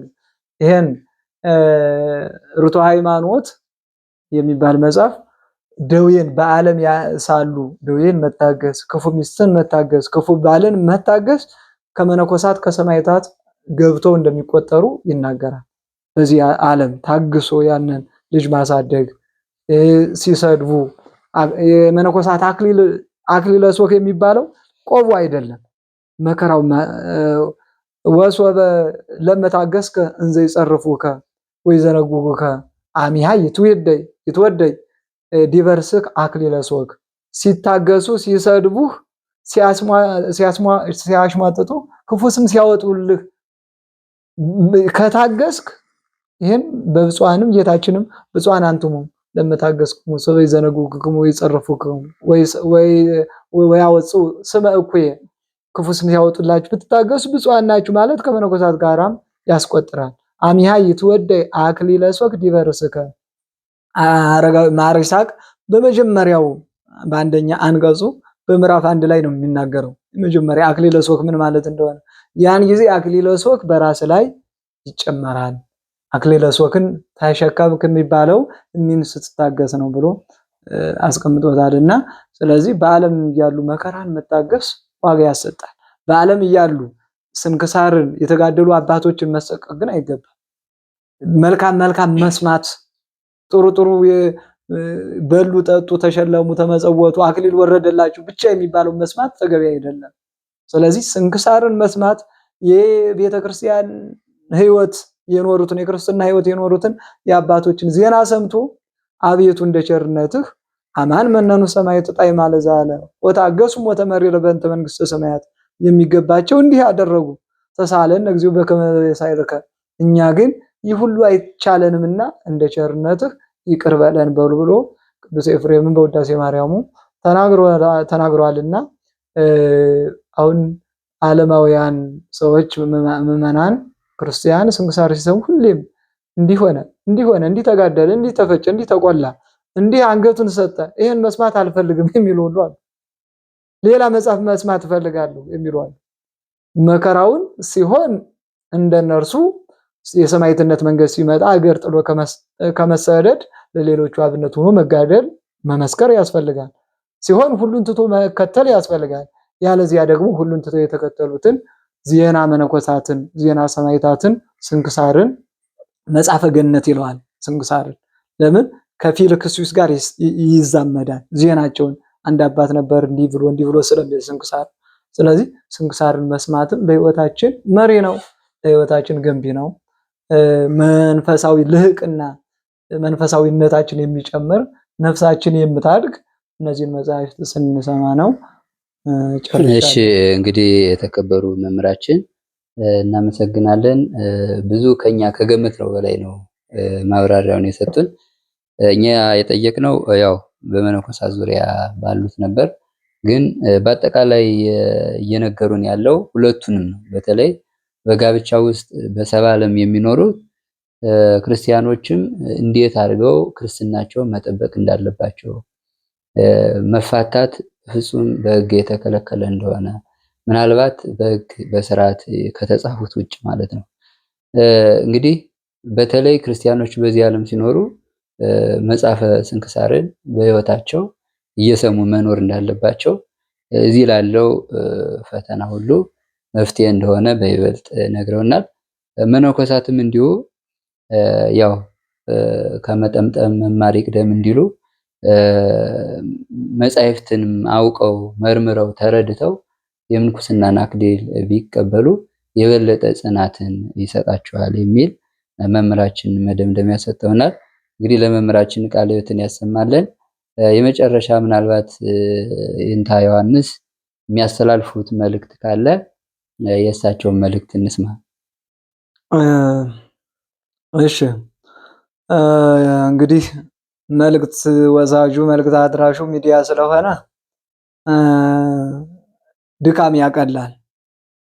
ድካም ያቀላል ማለት ወንድማችን ቀሲስ ሰማኝ ቀሲስ ወልደ ጊዮርጊስ እኛን ጠየቁ። እኔ እዚያ ጉባኤ ቤቱ መጥተው አነጋገሩ። እኔን እንደ ኃላፊነት ደቀ መዛሙርቱን ትተው እኔን ጠየቁ። እኔ ያለኝን ነገር ተናገሩ። ይሄን መልእክት እንዴት ይወስዱታል ብዬ ስለ አወሳሰዱ መልእክት አልናገርም። ያው ሚዲያው አንድ ጊዜ ለዓለሙ ስለሚያደርስ እንደነ ፌቪየን ሆኖ እንደነ መልእክት አድራሾች እንደነ ጢሞቴዎስ ሆኖ እንደነ ፊልሞና እንደሌሎቹ መልእክት ከሀገር ወደ ሀገር እንደሚሰዱት ሚዲያው ስለሚያደርስ ሚዲያው ለተቀደሰ ነገር ካደረግነው ሁሉም ነገር ቅዱስ ይሆናል። ለምሳሌ 72 ቋንቋ ኃጢአት ለሰሩት ጎድቷቸዋል። በባቢሎን ግንብ ለሰሩት፣ ጽድቅ ለሰሩት ክርስቶስን ለተከተሉት ደግሞ ጠቅሟቸው፣ ግን ቋንቋው ያው ነው። ይሄ ሚዲያም ደግሞ እኔ የምመስለው እንደዛ ነው። እኛ ክፉዎች ክፉ ከልቡናችን ከመነጨ ክፉ ነገር ወደ ዓለም ያሰራጫል፣ ወደ ዓለም ይደርሳል። እኛ ብቻ አይደለም የምንጎዳ፣ ሌሎቹን ይጎዳሉ። ሰውየው እስካለ ብቻ አይደለም የሚጎዳ፣ ሰውየው ሙቶም የእርሱ ዘገባና የእርሱ ዘፈን የእርሱ ክፉ ምክር ሌሎችን ሲያጠፋ ይኖራል። ክፉ የሃይማኖት መሪ አሉ። ለምሳሌ እነዚያ መሪ ወደ ሃይማኖት ወደ ክፉ ሃይማኖት ወደ አይዛብነት ወደ አማሌቃዊነት የሚሄዱት ሁሉ ወደ ፕሮቴስታንት የሚሄዱት ሁሉ ወደ ካቶሊክ የሚሄዱት ሁሉ እንዲሁም ደግሞ መሐመዳውያንም ደግሞ ወደ እነርሱ መስመር የሚሄዱት ሁሉ ዋናው ተጠያቂ ማን ነው? የመጀመሪያው መሪ ነው። እርሱ ጥሩ ነገር ያገኘ መስሏቸው ስለሚሄዱ የእርሱን ልደቱን፣ ልህቀቱን፣ ሞቱን፣ ትንሳኤውን እንዴት እንደሆነ እያንዳንዳቸውን ሳያውቁ ከክርስቶስ ጋር አንጻራዊ አድርገው የሚሄዱ የሚጎዱ አሉና ምን ልል ፈልጌ ነው? ከልቡናችን መልካም ነገር ከመነጨ ሌሎች ሁሉ ሲጠቀሙበት ይኖራሉ። ያለዚያ ግን ሌሎችን ሁሉ ይጎዳልና እንግዲህ ይህ የወንድማችን ጎሳ የሚል ሚዲያ ነው አይደል? ጎሳ ልቤ እንግዲህ አባ ጊዮርጊስ ማለት አባ ሕርያቆስ ከተሰደበ በኋላ ከተናቀ በኋላ ምኑን ሊቀድሰው ነው ብለው ከተሳለቁበት በኋላ እመቤታችን ልቡናውን እንዲገሳ የተጣደ ድስት እሳቱ በጨመረ ጊዜ ገዝቶ ገንፍሎ እንደሚያወጣ ሁሉ እንደሚያፈስ ሁሉ ምስጢር የፈሰሰበት የምስጢር ገፈታ የተገኘበት ጎሳ ልቤ የሚል የእመቤታችን ቅዳሴ ማርያም ነው። ይሄን ጎሳን ዋና አይድ ውዳሴያ ቅዳሴያ እበያትያ ብሎ በሶስት ከፍሎ ሶስት ጊዜ ጎሳ ልቤ ቃለ ሰናይ ጎሳ ልቤ ቃለ ሰናይ ጎሳ ልቤ ቃለ ሰናይ ብሎ የተናገረበት ነው። አሁንም እግዚአብሔር ፈቅዶ ጎሳ ልቤ ቃለ ሰናይ ልቡናዬ በጎ ነገርን አውጥቶ ተናገረ። አንድም ልቡን ስንቡል መንፈስ ቅዱስን ተቀብሎ ልቡናዬ መልካም ነገርን ገሳ። የበላ የጠጣ ሰው እንደሚያስገሳው እንደ እግዚአብሔር ፈቃድ እናንተ ልትመከሩበት ልትጠቀሙበት ልሳነ ዓለም ጰራቅሊጦስ መንፈስ ቅዱስ በእኛ አድሮ ለእናንተ ጠቃሚውን ነገር ያስተላልፋል። ማሰብ ያለብን ሰው ከከበሩት አባቶች ብቻ አይደለም የሚማር፣ ሰው ከተናቀ ከትልም ይማራል። ቅዱስ ያሬድ በረከቱ የደረሰንና ትናንት ቅዱስ ያሬድ ነው፣ ዛሬ ቅዱስ ሚካኤል ነው። ከመላእክት ማይበር ደርሶ የመላእክትን ምስጋና ወብስተ መላእክቲው በሉ ጓለመያው ለመባል የደረሰው ለዚህ ሊቅነት ያበቃው ምንድነው ሲባል ትል ነው። መምህሩንማ ንቋቸው ነበር። ገረፉኝ ብሎ ተቆጡኝ ብሎ ገሰጹኝ ብሎ ንቋቸው ነበር። ወደ መምህሩ የመለሱት ማነው? ትል ነው። እንግዲህ አንሰ ጽዋ ኮሰብ ብሎ በልበ አምላክ ቅዱስ ዳዊት በመዝሙር 21 ላይ የተናገረ ኢየሱስ ክርስቶስ በዚያ ትል አድሮ ያን ትል እንዲያስተውል አድርጎ ንጹህ ልቡና ያለው ነገሮችን አስተውሎ ስለሚያይ እንዲሁም በረከታቸው የደረሰንና መቃርስ አልፈው ሲሄዱ ከመነኮሳት ጋር ሁለት ህፃናት እንቆቅልሽ ሲጫወቱ ቡድን ሲጫወቱ አዩ። ከሁለት ተከፍለው በዚህና በዚህ ምን አውቅልሽ ሲሏቸው አንድ ባለጸጋ አለ ወሃለው አሐዱ ባይል ውቱ ያፈቅረን ዋና እጸልዎ። ከዚያስ አንድ ባለጸጋ አለ እርሱ ይወደኛል እኔ እጠላዋለሁ አለ። ከዚያስ አሉ እነዚያ ህፃናት እንግዲህ ሁሉን ጨርሰው ከሰሙ በኋላ ሊመልሱ ደግሞ ወሃለው አሐዱ ምስኪን ውቱ ይጸላኒ ዋና አፈቅሩ። በመጽሐፍ መነኮሳት ላይ ተጽፏል። አንድ ድሃ ደግሞ አለ እርሱ ይጠላኛል ይጎዳኝ ይፈልገኛል እኔ ደግሞ ወደዋለሁ። በጣም የሚገርም ነው። ባለጸጋውን እጠላለሁ ድሃውን እወዳለሁ ብለው ጠየቋቸው። እነዚያ ህፃናት በመንፈስ ቅዱስ ባለጸጋ የተባለ እግዚአብሔር ነው። እኛ እንጠላዋለን ማለት እርሱ ሊያወርሰን መንግስቱን እኛ ጠላ ነው። እርሱ ይወደናል ማለት እርሱ መንግስቱን ሊያወርሰን ብዙ ውለታ ውሎልናል። ክርስቶስ የሰራቸው ስራዎች ሁሉ ስጋውን ደሙን ብቻ መስጠት አይደለም። ህይወቱን ሙሉ ዓለምን ሲፈጥር እኮ ዕለታት ነው የፈጁበት 6 ዕለታት። ሰውን ሲያድን ግን 33 ዓመታትን ነው ሰው ሆኖ ስራ ሰርቶ ያዳነውና ይህ ሁሉ ትዕግስቱ በጣም ይገርማል። ከዚያም በላይ ደግሞ ንስሐን መስጠቱ ይገርማልና በፍጥረታት አድሮ ማስተማሩ ደግሞ በጣም የሚገርም ነው። እነዚህ ህፃናት ሁለተኛው ደግሞ አንድ ድሃ የተባለ ዲያብሎስ ነው። እሱ ይጠላናል እኛ እንወደዋለን ማለት እርሱ ወደ ሲኦል ሊጎትተን ወደ ጥልቁ ሊያስገባን እየፈለገ እሱ እየጠላን ሊጎዳን እያሰበ እኛ እንወደዋለን ብሎ ይሄን ህፃናቱም ቢሉ አባ መቃርስም ቢሉ ለደቀ መዛሙርቶቻቸው እግዚአብሔር በእነዚህ አድሮ ገሰጸን በእነዚህ አድሮ አስተማረን ይላል። እንግዲህ እግዚአብሔር አምላክ እግዚአብሔር መንፈስ ቅዱስ ዓለማዊ ፈቃድ የጎተታቸውን ዓለማዊ ፈቃድ ያሸነፋቸውን ጣዕመ ዓለም የሸተታቸውን የጣዕመ ዓለም የጣፈጣቸውን ጣዕመ ገዳማትን መዓዛ አበውን አሳድሮባቸው እኛን ጠቅመው እንዲጠቀሙ ተጠቅመው እኛን እንዲጠቅሙ የእግዚአብሔር መንፈስ ቅዱስ የእግዚአብሔር ፈቃድ ይሆነልን እና ሚዲያውን ጎሳን ተከታተሉ ለማለት ነው። ጨርሻለሁ። ስብሐት ለእግዚአብሔር ወለወላዲቱ ድንግል ወለመስቀሉ ክቡር። የእመቤታችን ፍቅሯን በልቡናችን ሰላሟን በሀገራችን ጣዕመ ውዳሴዋን በአንደበታችን ያሳድርብን። ይህ የሰለስቱ ምዕት ጉባኤ ቤት ነው። ሐዲሳት ተጨምሮ እየተሰጠበት ነው። ብዙ መጻሕፍት ያስፈልጉናል። እንዲሁም እንደሚታየው በመንበረ መንግስት መድኃኔዓለም አንጻር ያለ ጉባኤ ቤት ነው። ምንም አናሳ ሆኖ ከቤተ ክርስቲያኑ ጀምሮ ጠፍ ሆኖ ቢታይም ግን ጊዜው በደረሰ ጊዜ ገቢር ለእግዚአብሔር ነውና አሁን ከቀበሌ ቤት መካከል ቤተክርስቲያኑም በመጠኑ ተሰርቷል። ዙሪያውን በመንደር የተከበበ ቢሆንም ግን ቀርበው አይታችሁ ቤተክርስቲያኑንም ለመስራት ጉባኤ ቤቱንም ወደ ተፈለገበት ዓላማ የአጭር ጊዜ የመካከለኛ ጊዜ የረጅም ጊዜ እቅድ ለማውጣት እናስባለን። ግን ማንን ይዞ ማንን አጋዥ ይዞ የሚለው ያስፈልጋልና የምዕመናን እገዛ ያስፈልጋል። ለቤተክርስቲያን 3 ነገሮች አሏት። ህዝብ ምዕመናን ደቀ መዛሙርቱን የሚዘከሩ የሚመግቡ ስለሆኑ የሚማሩ ደቀ መዛሙርት የሚያስተምሩ መምህራን። ከኒህ ከሶስቱ አንዱ ከጎደለ ቤተክርስቲያን መቀጠል አትችልም። ሃይማኖታችን መሄድ አይችልም። ሁሉም ገንዘብ ፈልጎ ወደ ውጭ ቢመለከት መምህሩም ቢሄድ ደቀ መዛሙርቱን ማን ያስተምራል? ደቀ መዛሙርቱ ፈልሰው ቢሄዱ ምዕመናን እነማንን መጽውተው ይጸድቃሉ? ነዳያን እኮ ዘይት የሚሸጡ ተብሎ ክርስቶስ የመሰላቸው ናቸው። ነዳያን ዘይት የሚሸጡ መብራታቸው እንዳይጠፋ። ስለዚህ እኛ ለእናንተ ዘይት እንሸጣለን እንደማለት ነው። የእናንተ መብራት እንዳይጠፋ እኛ ዘይት እንሸጣለን፣ እናንተ ደግሞ ወደ እኛ መጥታችሁ ለመብራታችሁ ለህይወታችሁ ኩራዝ ዘይት ለመግዛት ያበቃችሁ። ሰላም። እሺ እንግዲህ መምህራችን በእውነት ቃለ ሕይወትን ያሰማልን። እንግዲህ እንዳሉት እዚህ መጽሐፍት እንደምታያቸው እንግዲህ ሁሉ ተጽፈ ለተግሳጸ ዚአነ ይላልና ፍርድ ናቸው። የኢትዮጵያ ቤተክርስቲያን አባቶቻችን እነዚህን ደክመው ወጠው ወርደው የጻፏቸው መምህራኑ ቀለም በጥብጠው ብራና ዳምጠው እነዚህ መጽሐፍ ያዘጋጇቸው ለሚቀጥለው ትውልድ እንዲተርፍ ተቀብሮ እንዳይቀር እውነቱ ተቀብሮ እንዳይቀር ነውና ለዚህ መምህራችን ደግሞ ይህን ጉባኤ ቤት እስካለው እዚህ ጉባኤ ቤት ይዤ የተሰጠኝን አደራ እወጣለሁ።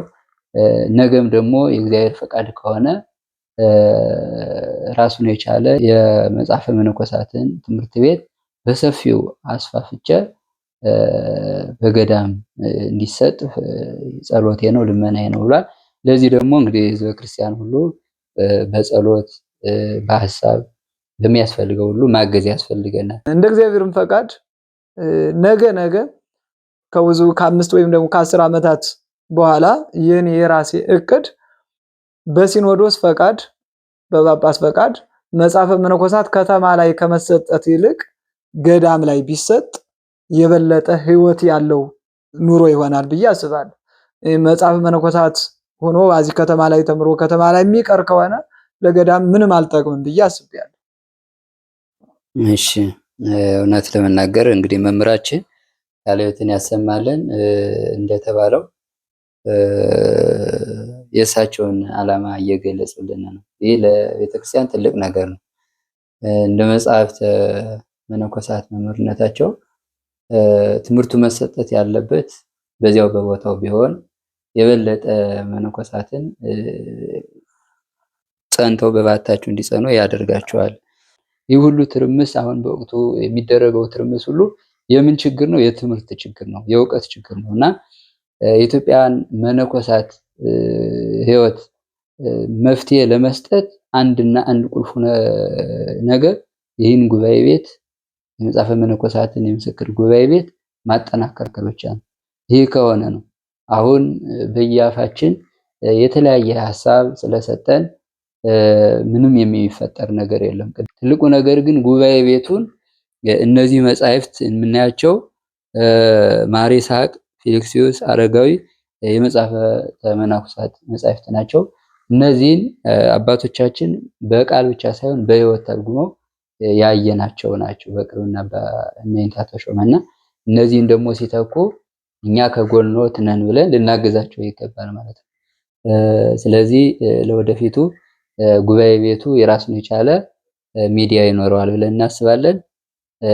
ሚዲያውን በቅርቡ ሲያሳውቀን ደግሞ እኛ በምንችለው ሁሉ በእውቀትም በሚያስፈልገው ሁሉ እናግዛለን ብለን እናስባለን። ስለዚህ መምህራችን አክብረውን ይህን ያህል ጊዜ ሰፊ ጊዜ ሰጠውን ይህን የመሰለ ለዓለም የሚጠቅም በተለይ ለኢትዮጵያ ቤተክርስቲያን አሁን ላለው ፈተና ሁሉ ቁልፍ መፍትሄ የሆኑ ገንቢ ሀሳቦችን ሰጠውና እግዚአብሔር አምላክ በጉባኤው ያቆይልን። እናመሰግናለን።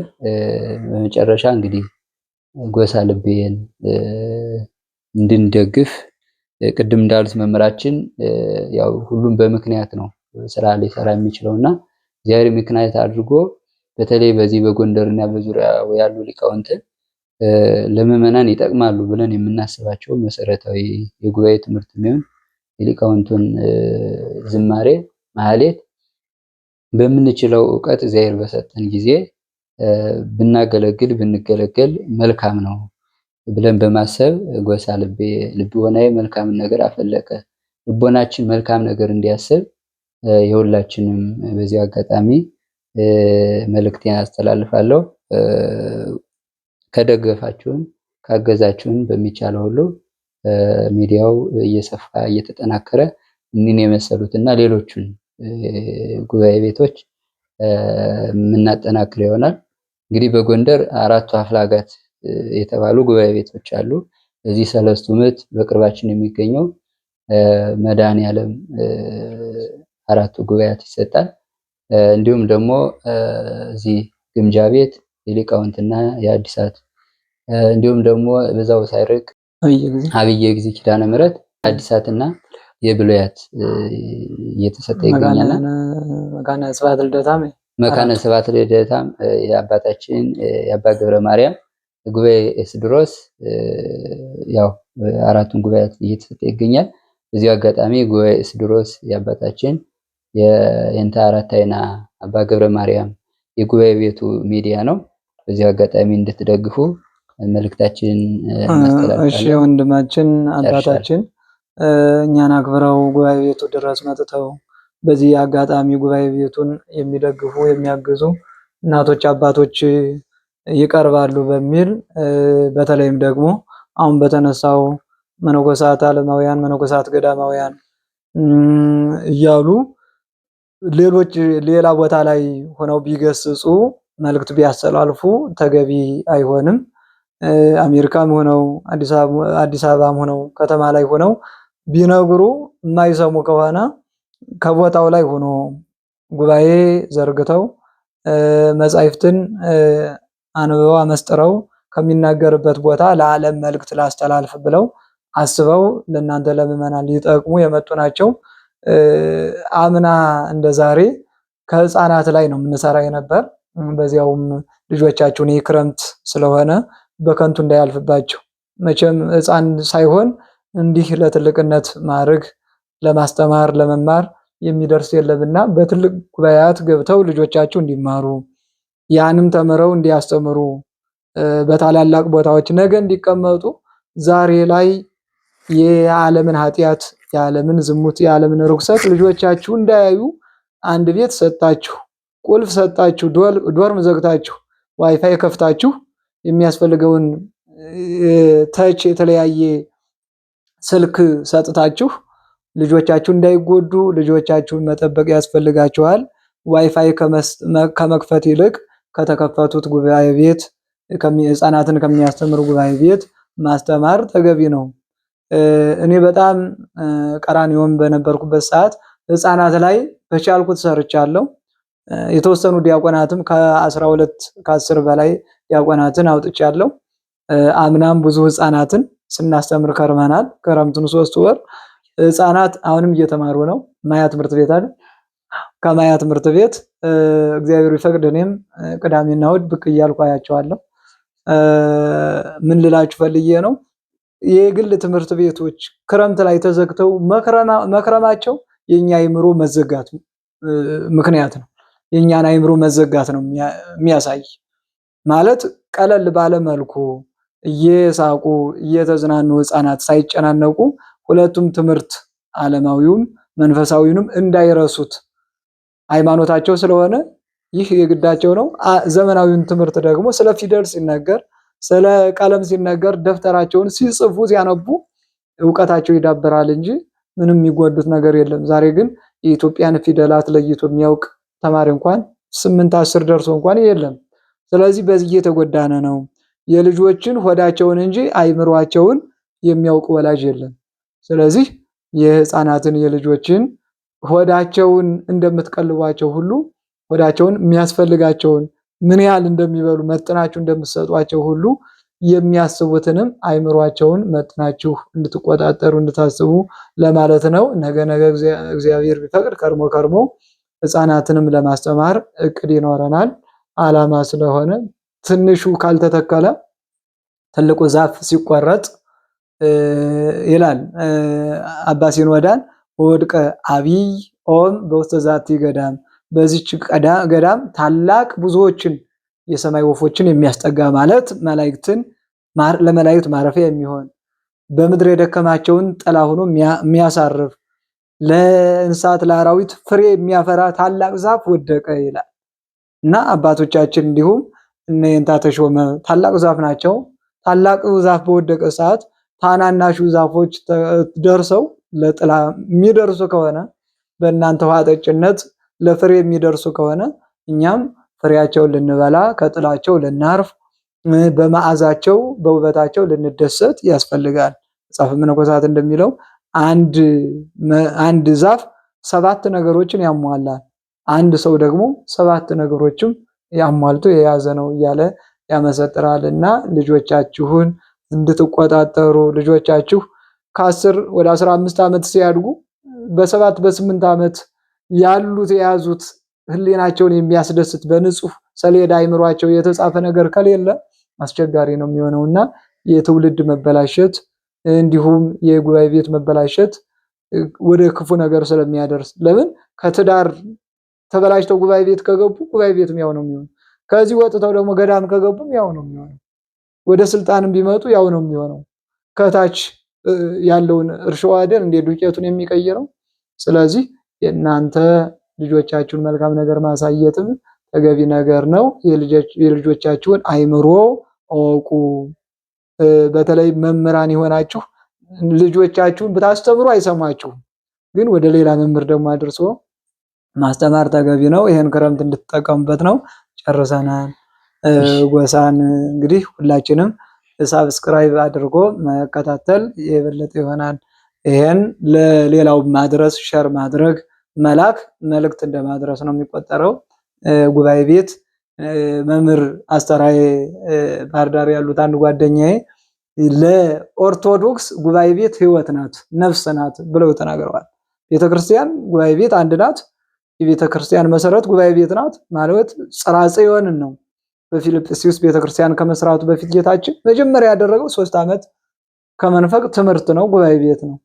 ስለዚህ እኛም ቢሆን ትምህርትን የምንወድ ከሆነ አንባቢያን ከሆን ትርጓሜ የሚሰጥባቸው መጻሕፍት የሚተረጉምባቸውን ጉባኤ ቤትንም መውደድ እና እኛ ዓለማውያንን ዕውቀት አናውቅም። ለዚህም ነው ነገ ለሚመጡት ለሐሳዊ መሲህ መረቦች ዓለም በሚከፍትበት ሰዓት እኛ ሳናውቅ የምንጠመደው። ስለዚህ እናንተ ካገዛችሁን ግን ነገ ቤተክርስቲያናችን ራሷን ችላ ያወጣችሁ ፍትሐ ነገሥት እንድትስተዳደርበት ቤተክርስቲያን የራሷ የልጆቿ የራሷን የቻለ መታወቂያ እንዲኖራት ማድረግ ይቻላል። እንግዲህ መንፈስ ቅዱስ ቤተክርስቲያንን ይጠብቃል። ከሲኖዶስ ጀምሮ እስከ ታች ጉባኤ ቤት እስከ ፊደል ትምህርት ቤት ያለውን ይጠብቅልን። እግዚአብሔር መንፈስ ቅዱስ በሁላችን አድሮ ይኖር። ጸሎት። እሺ እንግዲህ አባታችን ቃለ ሕይወትን ቃለ በረከትን ይስጥልን። ስለነበረን ሰዓት የእግዚአብሔር ስም የተመሰገነ ይሁን።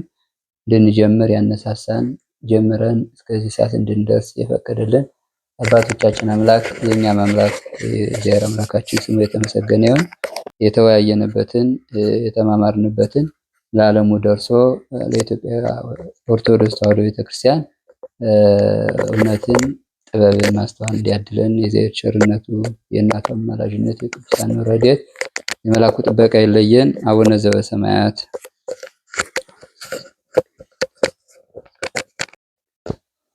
ኦ እግዚእ ኢየሱስ ክርስቶስ ስርየ ኃጢአት የኃጢአተ ኩሉ ሕዝብ ከማይሰራ ኃጢአት እግዚአብሔር ይፍታ። እግዚአብሔር ይስጥልን።